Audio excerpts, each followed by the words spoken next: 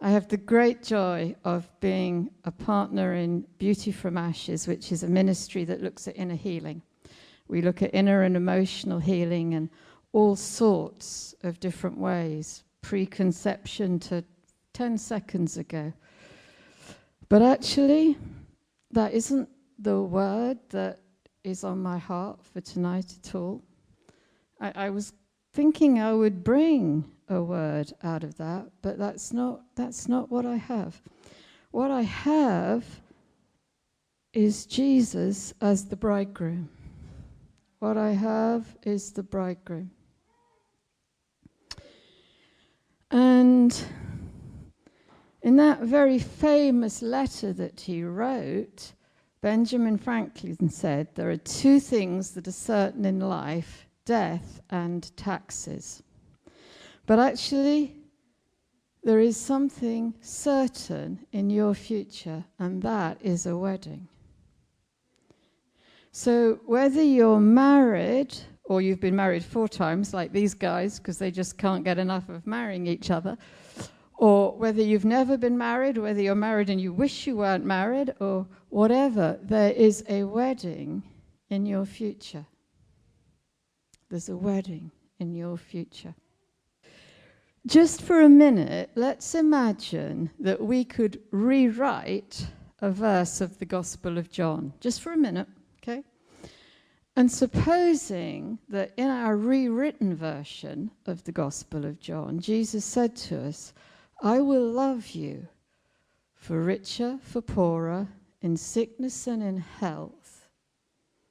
Yet we would straight away understand, wouldn't we, that he was talking about weddings. He was talking about marriage. And actually, Jesus talked all the time in wedding language. We just don't recognize it because it's not the wedding language that we know. But the whole of Jesus' conversation was laced through and through with weddings, with marriages, with brides, and with bridegrooms. So I'm just going to talk, not for long, 2.5 hours, not long,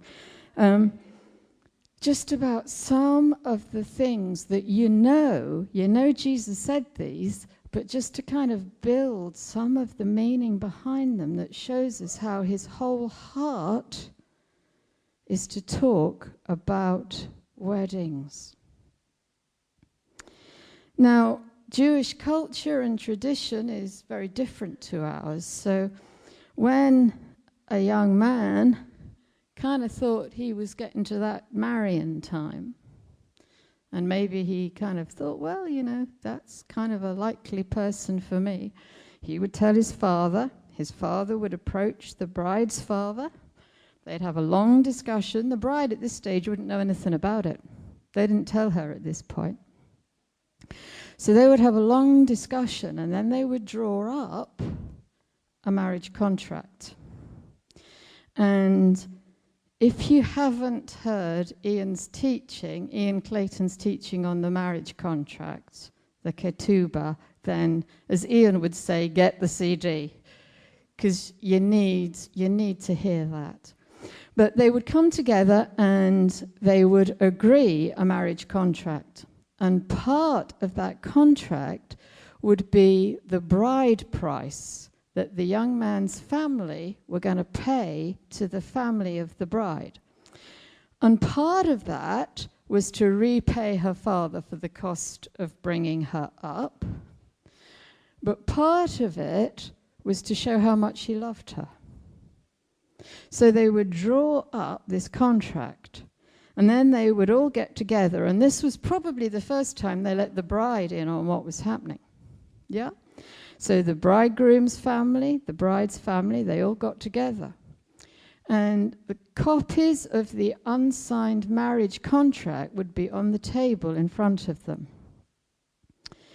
And at this point, the bride has a choice, because the bridegroom would pour a cup of wine. And the reason that he poured a cup of wine was it was symbolic of a blood covenant. So he would offer his bride the cup of wine. And if she was going to accept his proposal, she would drink of the cup to seal the contract. So on that last Passover night, when Jesus was with his disciples and he poured the cup and said, "Drink this," what he was actually doing was making a marriage proposal to the church, to us, to you, to me. He was offering the cup of wine to say, "Will you have me? Will you take me? Will you? Will you?"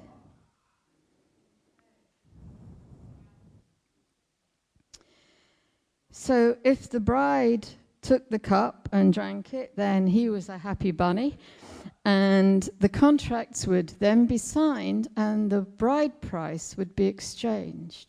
The bridegroom would give to the bride's father the bride price.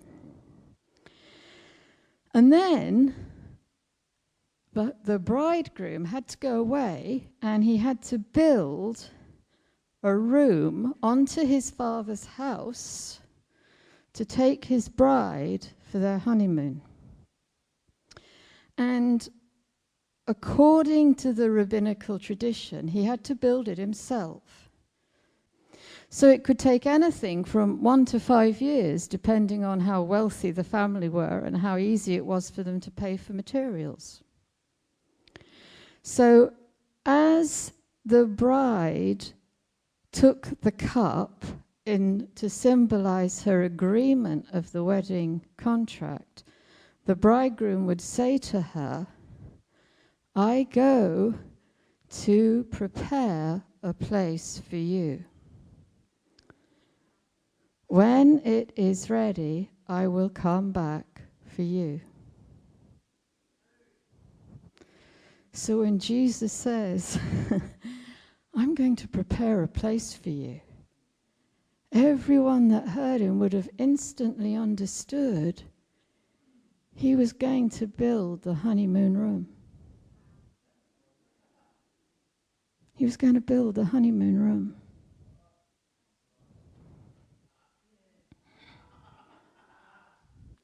A lot of glory on the honeymoon room.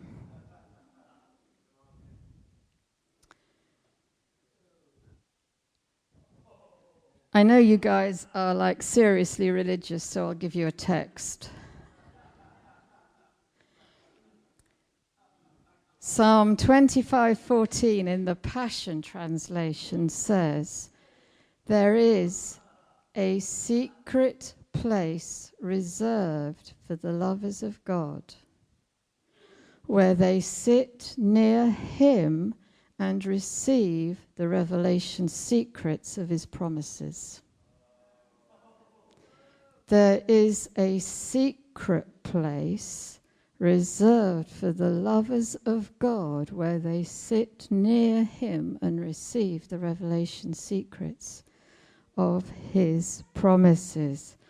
Jesus says, I'm going to prepare the place. I'm going to prepare that honeymoon room for you. But it gets better, because the Hebrew and the Aramaic word for this honeymoon room that the bridegroom is going to build, it literally translates as little mansion.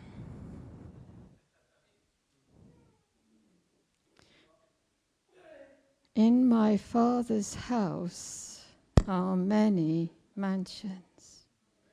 Of course there are, because that's where Jesus is, building the honeymoon rooms for you. In my Father's house are many mansions. So the bridegroom went off to build his mini mansion.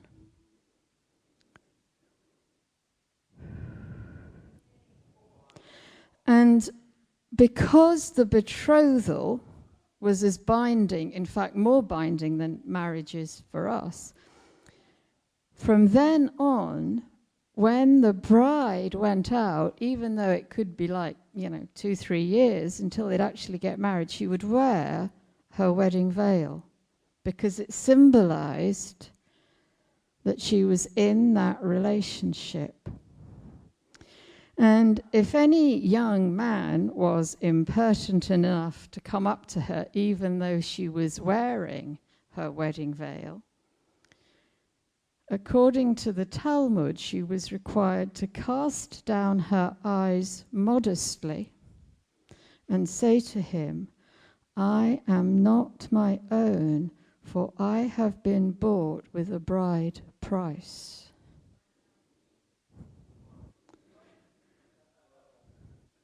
See, Paul got that, didn't he? You're not your own. You've been bought with a price.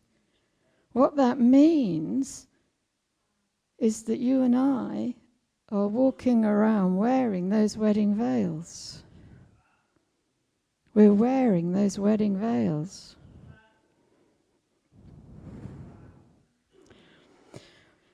And they had this great tradition that because nobody knew how long it was going to take for the bridegroom to build his honeymoon room, and when he had built it, his father had to formally approve the work. So if his father came and said, not so happy about that, he would have to redo it, and nothing could go forward until he did. So according to the tradition, if you came up to one of these guys who were building their little mansions, their little honeymoon rooms, and you said to them, "So, come on, you've been doing this a while. When's the wedding going to be?" He would give the answer, "Only my Father knows." Only my Father knows. So, Jesus, when are you going to come back? Of the day and the hour. No one knows, not even the angels. Only my Father in heaven. See, and this stuff would have been immediately recognized by everyone that heard Jesus speak, just as you instantly recognized it as soon as I said for better, for worse. They understood he was talking the language of marriage. So during this time, the bride would not know when her wedding was going to be, because there's the bridegroom building his mini mansion. Could take 1 year, could take 3 years.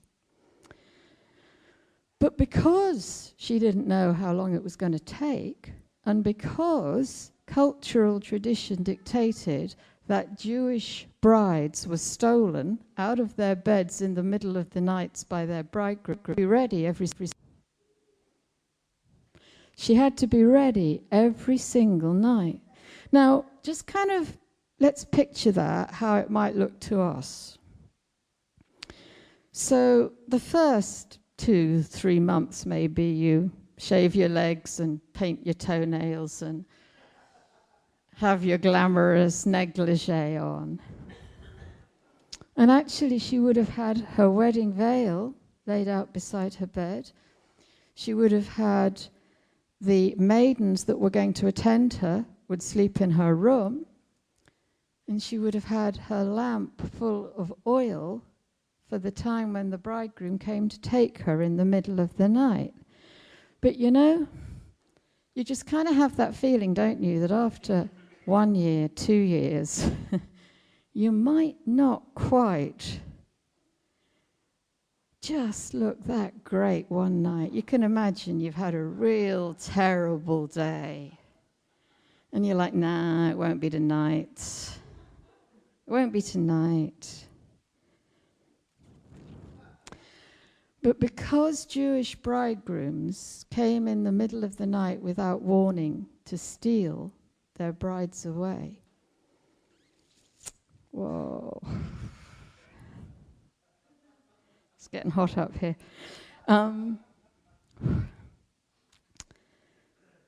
There's a contemporary Jewish proverb that describes it, that the bridegroom comes like a thief in the night.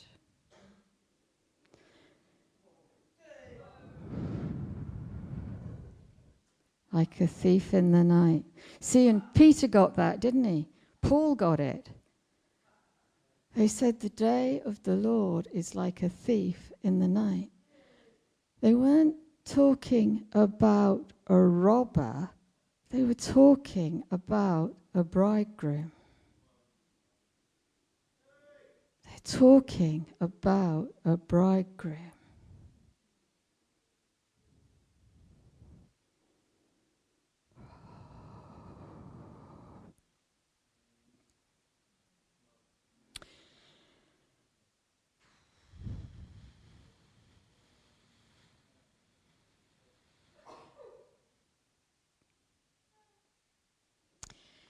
So eventually the bridegroom would go and ask his father to formally approve the work to his little mansion, and the father would give the go-ahead for the wedding to take place.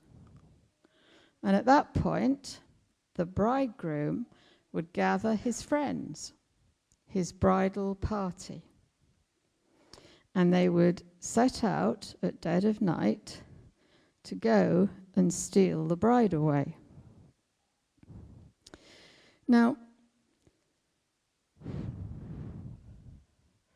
if you were a rich family, the bride's father might pay to have a watchman.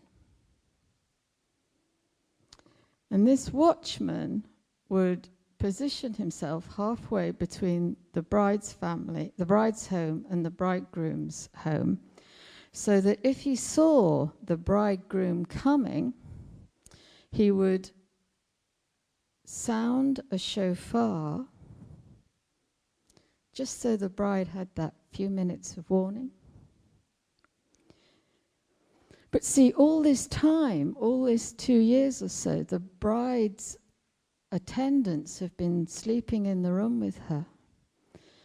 And see, have you ever wondered why those virgins ran out of oil? It's because they thought, well, it won't be tonight, will it? Okay, so the lamp's got a bit dry, but look, it's like 2.5 years and he hasn't come. It won't be tonight. And they heard the cry that said, the bridegroom is coming. So they're like, we need light, we need light, we need oil. And remember how it says at the end of that parable, it says that the door was shut in their faces. That's because when the bridegroom took his bride, he would lead her in all her wedding finery, and she would have the lamp that would light the way, because she'd probably never been to his home. And he would take her towards this honeymoon room. And the bridegroom's family were responsible for filling it with food and wine and good things, making it really comfortable, because they spent the first 7 days and nights of their relationship shut in this room,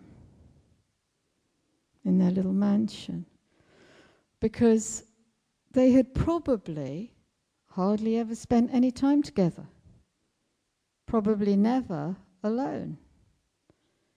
So these 7 days and nights, when the door was shut on them, is a chance for them to learn about each other. Remember when Jesus says you go into the secret place with your Father and you shut the door? That's what he's talking about. He's talking about that place where it's just you and the Father.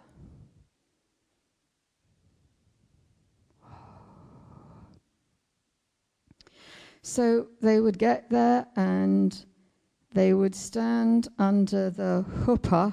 Matt will correct my pronunciation, because that symbolized this whole honeymoon adventure. They still have that in Jewish weddings now, right? And it symbolizes this 7 days and nights that are going to be spent in this covered secret place. So they would get there and they would go in to the little honeymoon room, and it was the job of the bridegroom's best friend, we kind of call him the best man now, but the bridegroom's best friend to shut the door. And he would guard them then to ensure that no one disturbed them during this time of learning about each other. And while the bride and the bridegroom were there in their little room, exploring intimacy, the wedding guests parted for 7 days and 7 nights. See, I had always wondered how those people at the wedding feast of Cana ran out of wine. Well, that's why, because they had people partying for 7 days and 7 nights. See, look what a glory party's like after 3 hours. Imagine if we were going it for 7 days and 7 nights. Actually, Matt, that's a really good idea. We so need a 7-day, 7-night glory party. And at the end of the 7 days, they would open the door of the little honeymoon room, and the bride and the groom would come out, and the bride would bring with her the sheet that would be stained with blood. Why? Because it's blood covenant, isn't it? It's blood covenant. Just like Jesus bled on that cross, covenant is sealed in blood. And once they came out, the bride's father would give her her dowry. And the dowry was made up of 10 golden coins, and they were in 3 rows, 3, 3, 3, and 1. So it would be like a kind of a frontispiece. And that talked about her change of identity. She was no longer a virgin living in her father's house. She was a wife living under the protection of her husband. And it talked about her status. It talked about her identity. And the richer that her father was, the heavier the gold would be. So you see, when Jesus tells the story of the woman that has 10 coins and loses 1, she wasn't worried because of putting bread on the table for her children. What she was worried about was that she had lost one of the coins out of the wedding necklace, which spoke of her identity and her status and her womanhood. See, because I'd always thought, well, if she lost the coin and she was so distressed, and she was so happy when she found it that she threw a huge party, wouldn't she have spent more than the coin was worth? But of course, it was never about money. It's about identity. It's about identity. So what Jesus is saying was he's given it back. Yeah. The woman that found the coin that was lost talks about the bridegroom Jesus restoring identity, restoring womanhood, restoring position.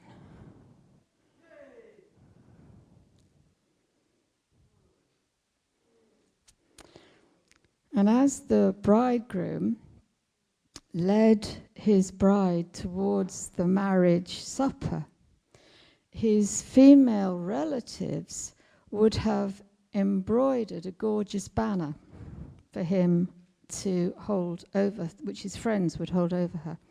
And the bridegroom was expected to choose the words that would appear on the banner. So when Jesus says that he leads us to his banqueting table and his banner over us is love. Those were the words that Jesus chose to put on the banner that he, as the bridegroom, is going to hold over us.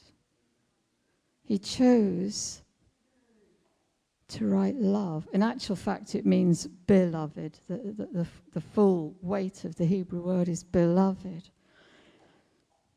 So you and I will walk to that wedding under a banner that proclaims us as beloved, as his beloved.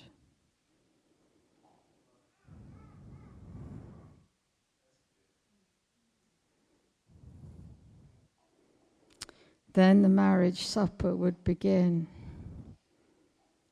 Blessed are those who are called to the marriage supper of the Lamb. That's us. That's us. Jesus, right now in the glory realm, is building those little honeymoon rooms for you and for me. And those 7 days that the bride and the bridegroom spent together in their little honeymoon room, exploring intimacy at every level of their relationship, are called the days of first love. So when Jesus says, hey, look, you've lost your first love,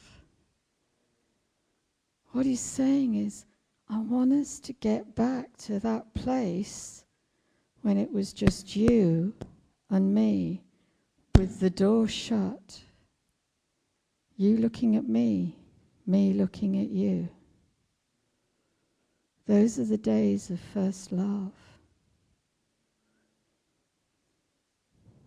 Jesus says, I want you to come back to those days of first love. And it says, Enoch was not because God took him. And the Hebrew word for took, I shall probably say wrong, but it's yakak. And that is the word that is usually used for a proposal of marriage. See, so what it's actually saying is God proposed marriage to Enoch. Enoch accepted, and God just couldn't bear to be separated from his beloved. God proposed marriage to Enoch.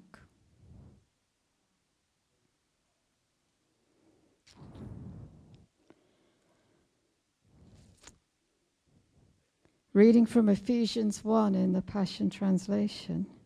Now the Holy Spirit has stamped and sealed every one of us, guaranteeing the rights of our marriage covenant. He is given to us like an engagement ring, as the first installment of everything that is to come. So when Jesus gives us the Holy Spirit, it's like he's giving us an engagement ring.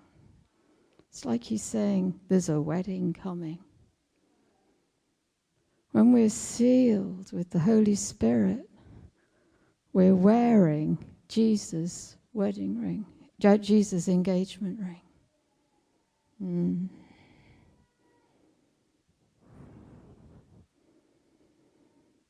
Jesus says, I want you to come back to the days of first love. Come back to the days of first love when it was just you and me, heart to heart, eye to eye, learning all about each other. There is a private place reserved for the lovers of God, where they sit near him and receive the revelation secrets of his promises. That's what happens. That's what happens in that little honeymoon room when it's just us and him. We receive the revelation secrets of his promises. And this is so yummy, I had to kind of throw it in, really. Song of Songs.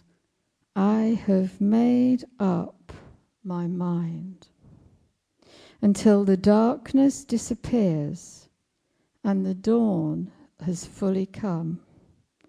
In spite of shadows and fears, I will go to the mountaintop with you.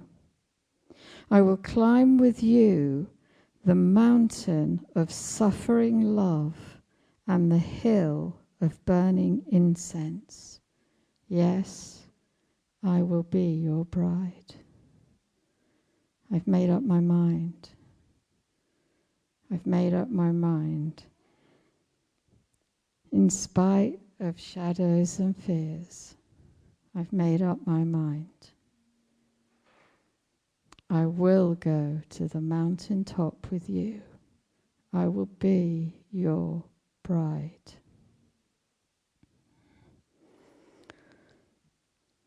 So right now, just engage with Jesus. Just turn your affections towards him. And we're just going to activate this.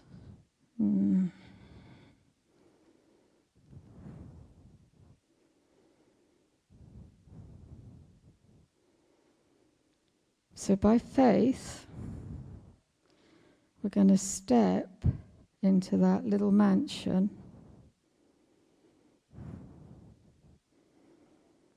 Where Jesus takes us by the hand. He leads us inside and the door gets shut. And it's just you and him. His eyes on your eyes on his eyes. Right there. You and Jesus in the place of first love.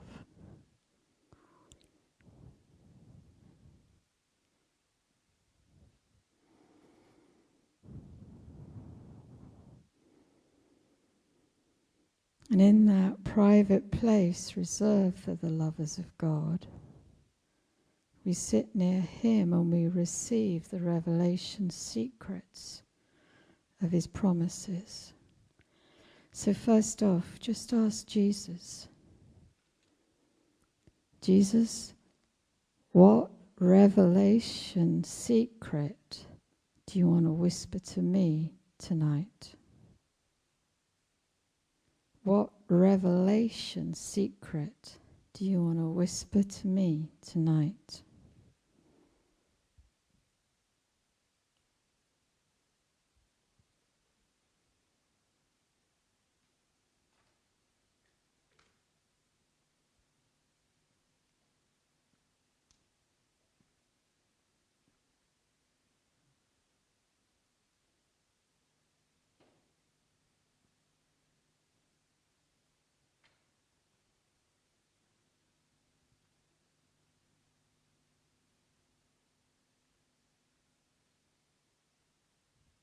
Okay, there's someone and he just said to you that you're the most beautiful thing he's ever seen, and straight away you shut down on that and you thought it was your imagination. It wasn't.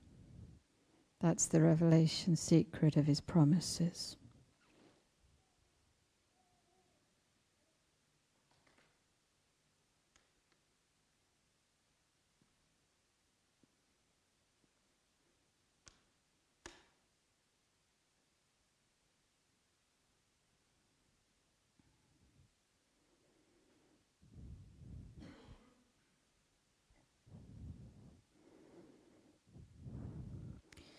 And just ask him now, Jesus, is there anything you need to heal in me tonight?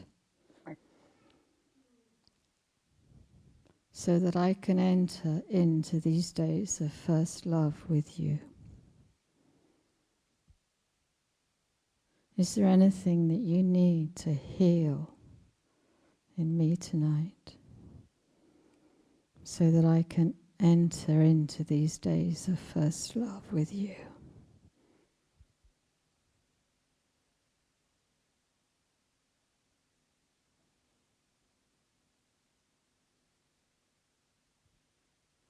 This may be wounds of past relationships, past disappointment, past betrayal.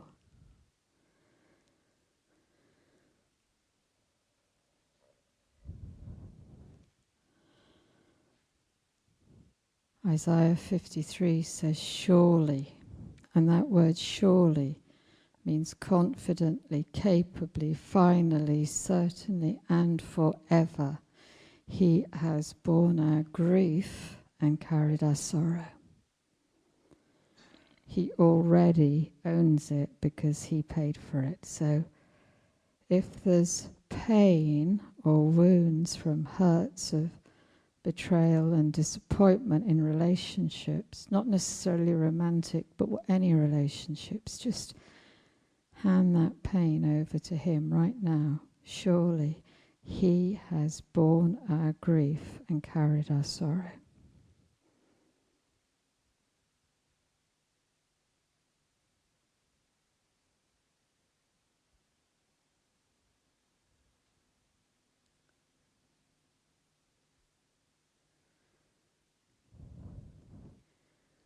And he just wants to say that he is not a man that he should lie. So if someone has lied to you in the past, you're safe here. You're safe there in the place of first love with him. He won't lie.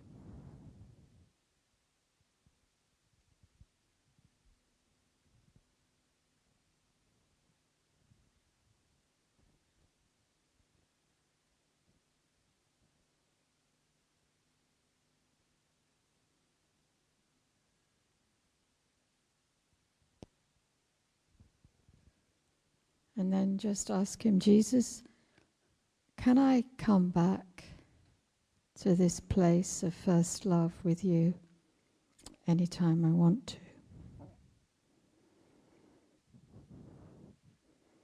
Because tonight you've made a pathway. The more you use the pathway, the easier it gets.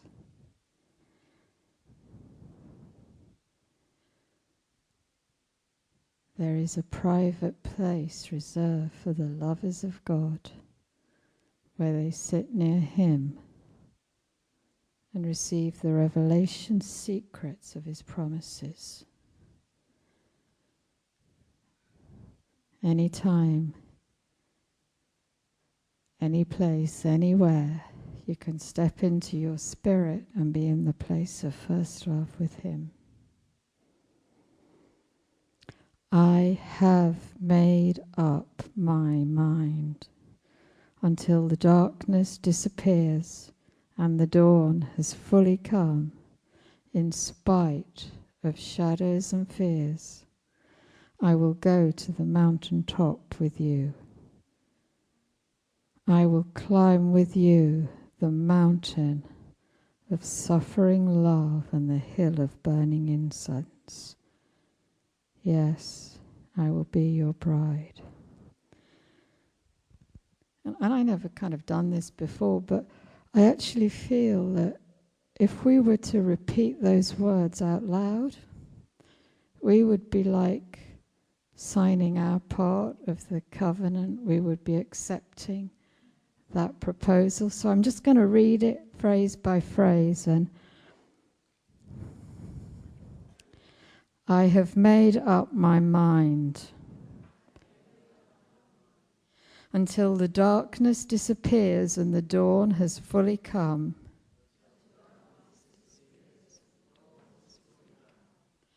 In spite of shadows and fears,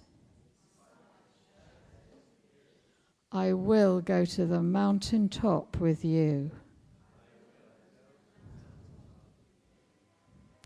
I will climb with you the mountain of suffering love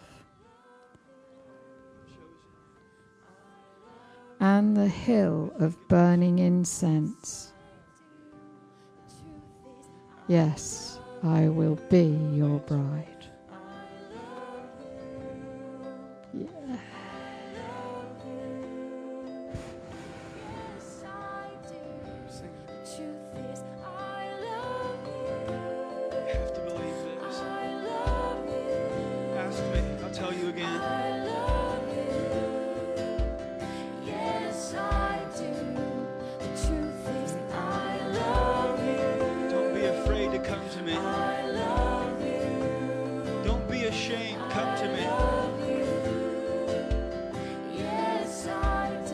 Anything holds you back from me.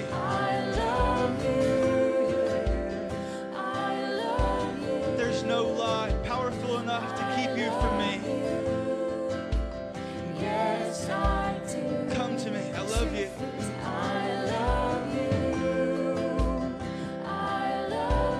I'm not disappointed with you.